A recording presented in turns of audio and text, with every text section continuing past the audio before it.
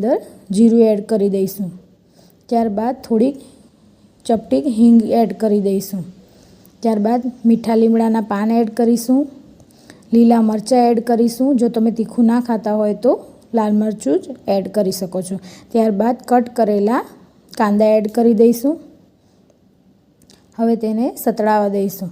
ત્યારબાદ તેની અંદર 1 ચમચી હળદર પાવડર, તમારા સ્વાદ મુજબ તમે એની અંદર આમચૂર પાવડર એડ કરી શકો છો।